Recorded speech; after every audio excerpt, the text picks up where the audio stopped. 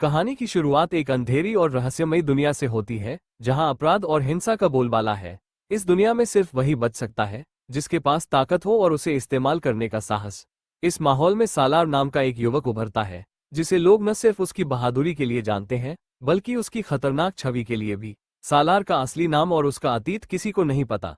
लोग उसे एक ताकतवर योद्धा के रूप में जानते हैं, जो अकेले ही बड़ी से बड़ी आपराधिक ताकतों का सफाया कर देता है।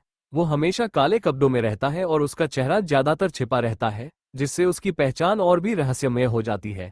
लोग उसके बारे में तरह तरह की कहानियां कहते हैं, लेकिन सच क्या है, ये कोई नहीं जानता। सालार का बचपन संघर्षों से भरा था। उसके माता पिता का एक दुर्दांत गिरोह ने कत्ल कर दिया था जब वह बहुत छोटा था। इस घटना ने सालार के जीवन में एक गहरा घाव छोड़ दिया और उसे बदले की आग में जला दिया।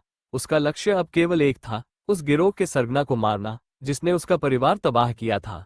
अपने परिवार को खोने के बाद सालार को एक रहस्यमय गुरु ने गोद लिया, जो उसे लड़ाई की कला सिखाने लगा। ये गुरु कोई साधारण व्यक्ति नहीं था, वह एक महान योद्धा और रणनीतिकार था, जिसने सालार को शारीरिक और मानसिक दोनों रूपों में मजबूत बनाया। कई सालों की कठोर ट्रेनिंग के बाद सालार एक अजेय योद्धा बन गया। जब सालार पूरी तरह से प्रशिक्षित हो चुका था, तो वह अपने गुरु को छोड़कर निकल पड़ा अपने बदले की यात्रा पर। इस दौरान उसकी मुलाकात कई दुश्मनों और दोस्तों से होती है।